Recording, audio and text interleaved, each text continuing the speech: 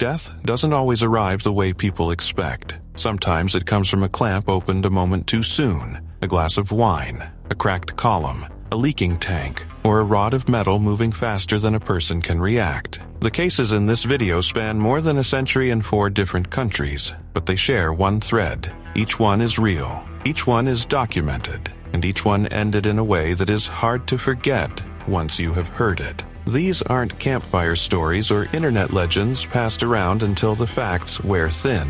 They're documented events, drawn from memoirs, autopsy records, forensic reports, and government investigations, the kind of paper trail that survives long after the people involved are gone. We have checked the details against those records and set aside the myths that grew up around them. Here are 5 of the most disturbing deaths you have ever heard.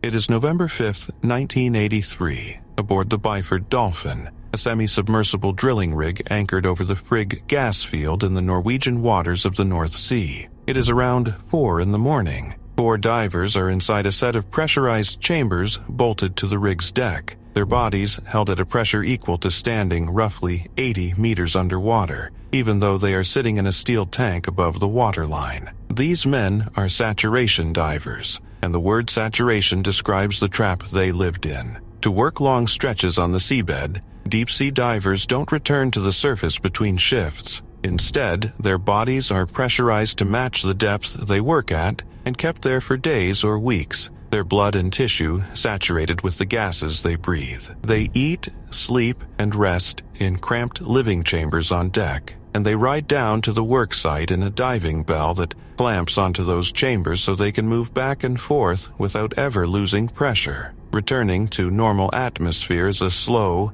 deliberate decompression that can take days. Rush it, and the dissolved gas in the blood turns to bubbles. The same principle behind the bends that shallow divers fear, only on a scale the body cannot survive. On this night, the crew was doing a routine transfer. 2 divers, Edwin Coward, 35, and Roy Lucas, 38, had just come up from the seabed in the diving bell and moved into the living chambers alongside Bjorn Bergersen, 29, and Truls Hellevik, 34. 2 tenders on deck, William Crammond and Martin Saunders, handled the mechanical work of connecting and disconnecting the bell. The correct sequence was strict and unforgiving. Close the inner door between the bell and the chamber, equalize the pressure, and only then release the clamp holding the bell in place. That sequence broke. Before Hellevik had sealed the inner door, the clamp holding the bell to the chamber was released. In an instant, a sealed system that had been holding 4 men at 9 atmospheres of pressure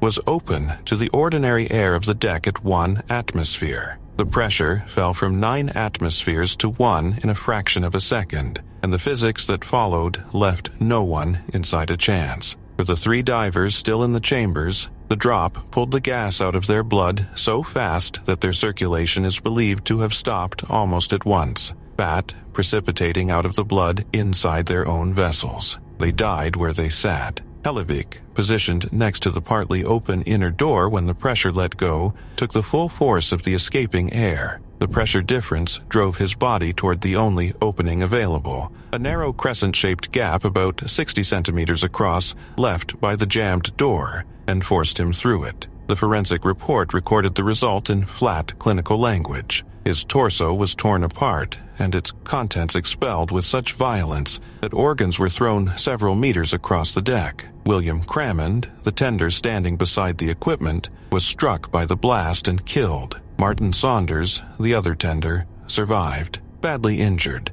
5 men died in less than a second, and for years the blame drifted toward Crammond, the tender who had released the clamp. Only later did investigators conclude that the deeper fault was mechanical. The Byford Dolphin system had no fail-safe interlock, no device to make it physically impossible to open the clamp while the chambers were still under pressure, the one safeguard that would have made the deadly sequence unthinkable. In 2009, more than a quarter century after the accident, the Norwegian government acknowledged failings in the equipment and paid compensation to the families of the dead and to Saunders. What makes the Byford Dolphin so disturbing isn't only the violence of it. It's how ordinary the moment was, a routine end-of-shift transfer the crew had done many times over, undone by a single step taken out of order in a system that offered no margin to survive the mistake.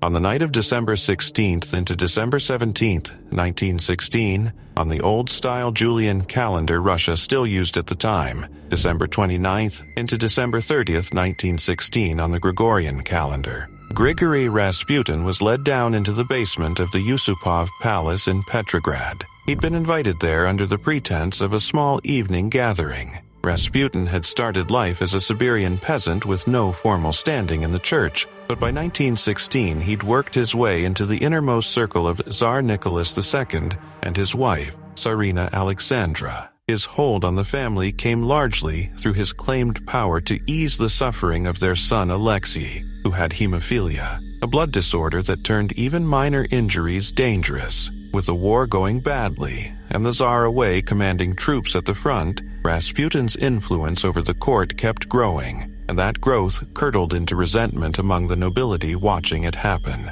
Prince Felix Yusupov, a young aristocrat married into the Romanov family, along with Grand Duke Dmitry Pavlovich, a cousin of the Tsar, and Vladimir Purishkevich, a right-wing politician, decided Rasputin had to be removed. According to Yusupov's own memoir, published years later, Rasputin was served cakes and Madeira wine laced with cyanide that night. He ate and drank without any visible effect. Yusupov, rattled, went upstairs, borrowed a revolver, and came back down to shoot Rasputin once in the chest. Rasputin dropped and appeared dead, but when Yusupov returned to check on him, Rasputin allegedly rose up and attacked him, and Yusupov fled upstairs while Purishkevich chased Rasputin into the courtyard and shot him again. The men wrapped the body and dropped it through a break in the ice into the Malaya Nevka River. For decades, this became the version everyone repeated. In books, in film, even in a disco song. The mystic who survived poison and bullets and could only be killed by drowning.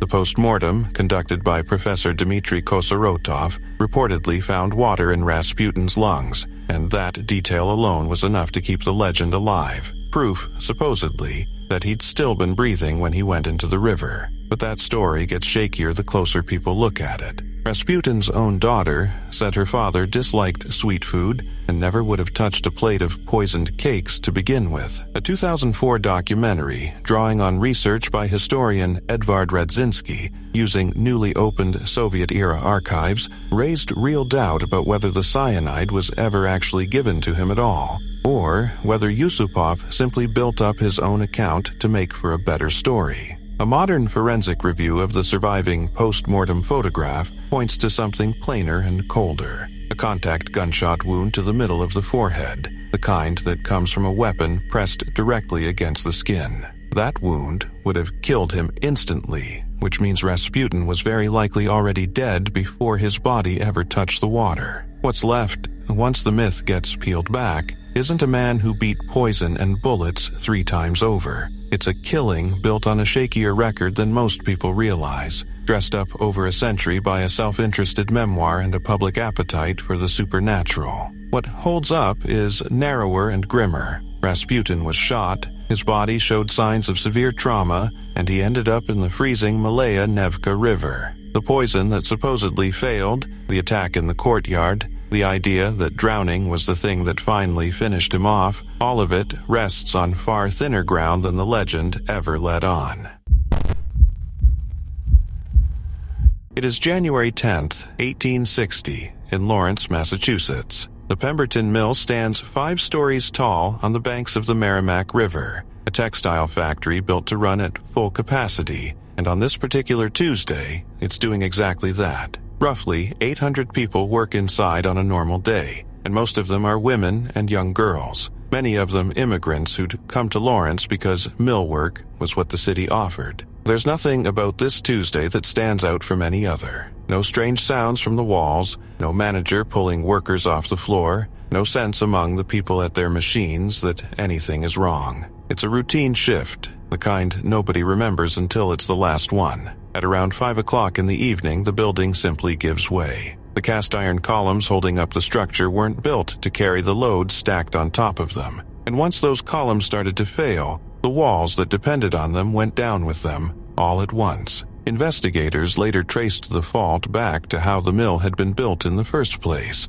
and to a later expansion that added weight and machinery the original design never accounted for. There's no slow settling here, no warning crack that whitens over the course of an afternoon. Floor drops into floor, and witnesses would later describe the whole thing collapsing in a matter of seconds. Hundreds of workers end up buried under broken beams, snapped machinery, and collapsed brick. As the January evening turns dark, townspeople and off-duty workers rush toward the wreckage carrying lanterns, since there's no daylight left to work by. And underneath all of it, people are still alive. Rescuers can hear them. Voices calling out from gaps too narrow and too unstable to reach quickly. But the voices are there, which means for a while, this looks like something that might be survivable. Dig carefully, follow the sound, pull people out one at a time. Then the wreckage catches fire. Somewhere in the debris, a lantern, most likely one of the kerosene lanterns the rescuers themselves were carrying, gets knocked over or shattered. The materials packed into that collapsed building, dry wood framing, raw cotton fiber, machine oil soaked into everything around it, catch almost immediately, and the fire moves through the compressed ruins faster than anyone digging by hand can keep pace with. This isn't a fire with room to breathe in an open structure. It's burning through the exact rubble that's holding people in place, and that's where the cruelty of this particular night sets in. Some of the people calling out from under the wreckage just minutes earlier, close enough to be heard, close enough that rescue felt like only a matter of time, are now trapped beneath rubble that's catching fire around them. Eyewitnesses that night described hearing the screaming of survivors. Nobody could reach fast enough. Rescuers who'd been carefully clearing debris by hand now have to fight flames instead, unable to save the very people whose voices had just led them there. The death toll from the collapse and the fire together gets placed most often at around 145 workers, though the number shifts depending on the source. Newspaper accounts from that January and the later Massachusetts legislative investigation don't fully agree with each other, and hundreds more were injured beyond that count. The mill's owner, David Nevins, had bought the original building and expanded it without the kind of engineering review that might have caught the flaw in those columns before it mattered. What stayed with Lawrence afterward wasn't only the scale of what happened, it was the specific shape of how some of these people died. Surviving a 5-story collapse, staying conscious under a pile of debris, being heard by the people trying to save you, and then losing all of that to a lantern that happened to tip over in exactly the wrong place is a different kind of death than being crushed outright. It's survival, undone by a second accident, small enough that it never should have been allowed to happen at all.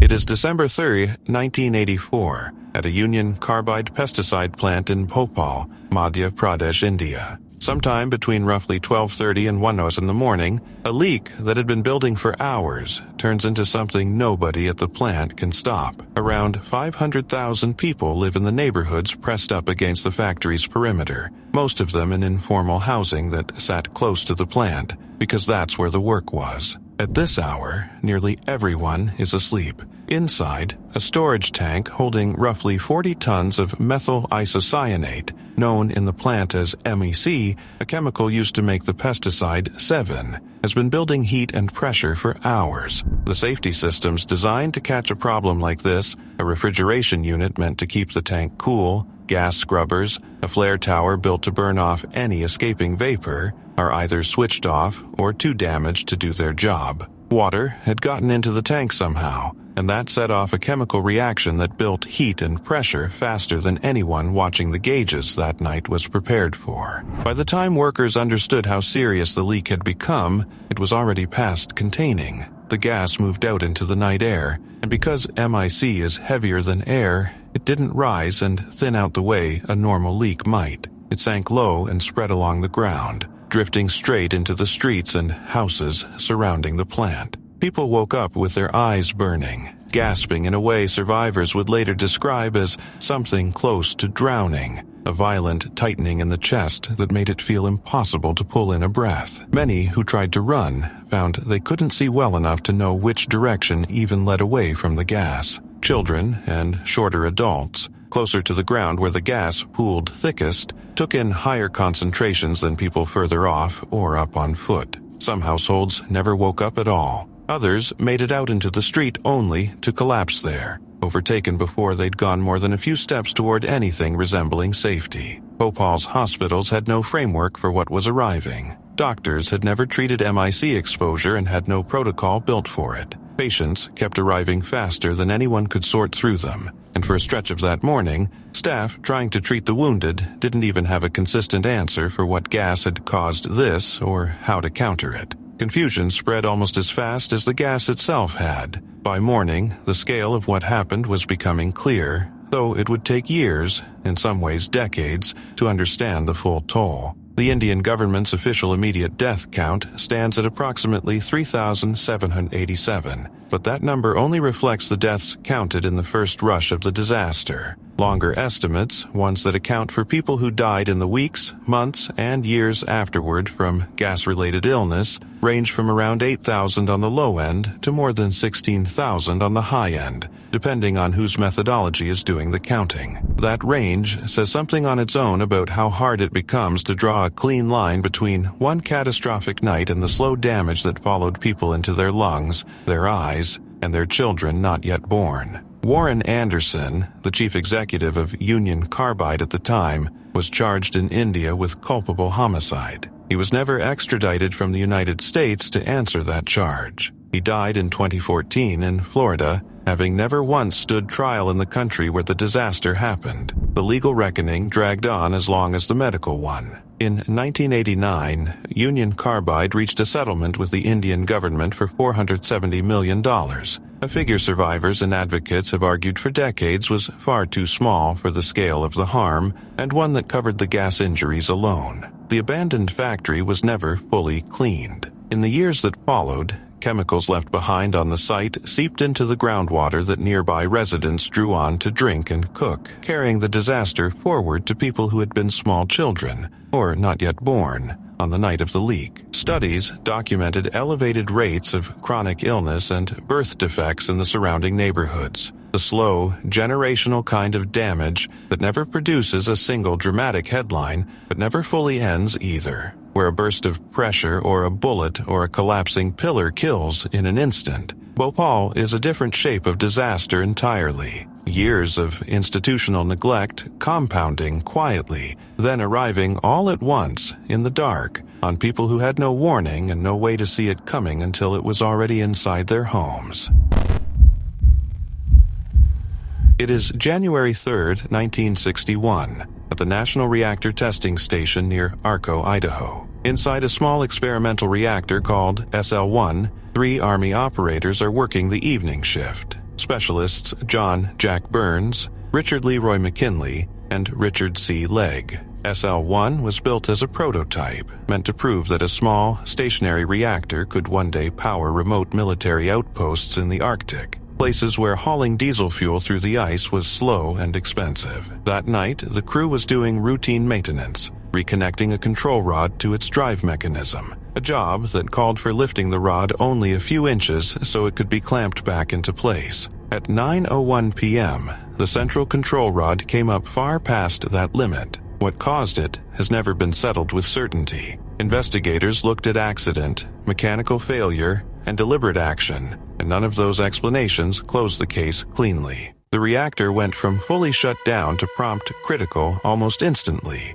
Within a few milliseconds, the core threw off a burst of heat so extreme that fuel inside began to melt and flash into vapor against the water surrounding it. And that triggered a steam explosion inside the vessel with tremendous force. The blast drove the central control rod straight up through the top of the reactor with enough speed to strike Legg, who was standing directly above the core. The rod impaled him and carried him upward, pinning his body to the ceiling of the reactor building, roughly 2.7 to 3 meters above the floor. Burns and McKinley were caught in the same blast. Burns died at or near the moment of the explosion. McKinley, badly injured, was still alive when the first rescuers reached him, though he'd die roughly 2 hours later. Those rescuers had been alerted by automatic radiation sensors, and when they got inside, they found a building slick with debris and radiation levels climbing far past anything their handheld detectors were built to read. For a stretch of that night,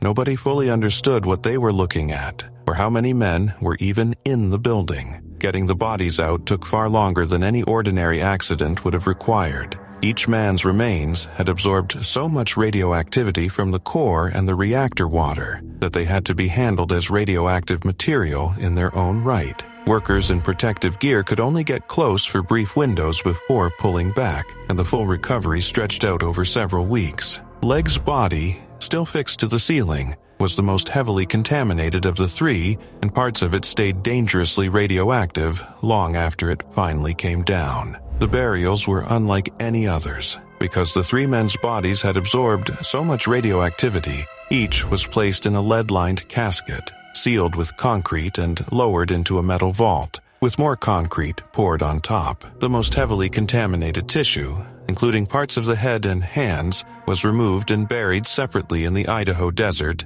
as radioactive waste. Richard McKinley was interred at Arlington National Cemetery under a marker noting the radiological hazard, his grave built to contain what his body still carried. For weeks, the reactor building itself was less an accident scene than a contamination zone. Every tool, every scrap of debris, and every set of remains handled as hazardous material that could not simply be carried away. The U.S. Atomic Energy Commission investigated the accident in detail, publishing its findings under the designation IDO 19300. Decades later, historian Todd Tucker's 2009 book, Atomic America, drew on those records to walk through, step by step, how a maintenance task performed countless times before turned lethal in under a second. SL-1 remains one of the only nuclear accidents in American history to cause immediate deaths, and the investigation that followed reshaped how reactors were designed and operated going forward. The three men on shift that January night were working inside a system with no room left for error, and it gave them none. What began as a routine maintenance task became the reason reactors were rebuilt around a single, unforgiving rule afterward. No one mistake, however small, should ever be allowed to end this way again.